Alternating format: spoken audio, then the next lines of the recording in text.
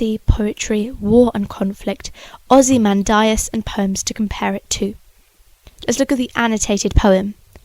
I met a traveller from an antique land, who said, 2 vast and trunkless legs of stone stand in the desert. Near them on the sand, half sunk, a shattered visage lies, whose frown and wrinkled lip and sneer of cold command tell that its sculptor, who well those passions read which yet survive, stamped on these lifeless things the hand that mocked them and the heart that fed, and on the pedestal these words appear: My name is Ozymandias, King of Kings. Look on my works, ye mighty, and despair. Nothing beside remains, round the decay of that colossal wreck, boundless and bare, the lone and level sands stretch far away. So it begins by talking about an antique land, and this refers to how legacy is so insignificant and how it is aged and old. A shattered visage. Now the image of this creates a sense of irony. A king who believed so strongly in his own power and superiority and tried so hard to present this image of greatness through his statue has now been forgotten about and destroyed. Wrinkled lip, sneer of cold command. These all conjure a very grimacing disgust and contempt image that display the king's disregard for his subjects, viewing them as below him. This antipathy is then paired with the immense power which enables him to exploit and torture the people. Now this is a point you can really explore in your essay. The hand that mocked them. The artist's work is mocking the king. He sees glory in a statue that is criticizing, yet his own confidence in his own supremacy means he overlooks any evidence that contradicts their grandeur. The poem ends talking about the lone and level sands stretch far away.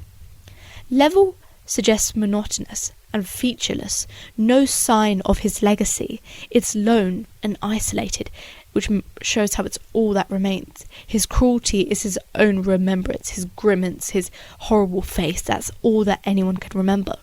And these are also alliterative, which sort of emphasizes that further. The literal sand has covered over Ozymandias, the statue. The figurative sands of time have covered. That's really a useful image to explore. So let's look at the poet context. The poet's name is Percy Shelley. He was born in 1772 and died in 1822. He was a radical romantic poet, a vegetarian and strongly anti-monarchy. He was a pacifist, an atheist, anti-religion, and supported social justice. So he had strong regard in his own political and social views. He wanted to end the oppression of ordinary people. He was inspired by the French Revolution, got expelled from Oxford University for publishing an atheist pamphlet and delivering it to his religious figures. At age 19, he got married after running off from his first wife, who killed herself. He came from a very wealthy family and was set to have a comfortable life with inheritance and a government role from his grandfather. He was a second-generation romantic. So let's look at structure, language and form essay points. There is an irregular rhyme scheme which contrasts with the single stanza, as the former suggests a lack of power and control, whereas the single stanza suggests order. These contrasts show and reflect how different groups of people view war and conflict as either beneficial or detrimental. Now this poem blends the Petrarchan, which is an old Italian form of sonnet, with the Shakespearean sonnet, and Shelley does this in order to demonstrate that all power, even the power of literary conventions, is transient and subject to evolution. The poem takes the traditional 14-line and octet volta sestet structure of the Petrarchan sonnet, whereas the irregular rhyme scheme is actually closer to the Shakespearean sonnets, using the consistent iambic pentameter.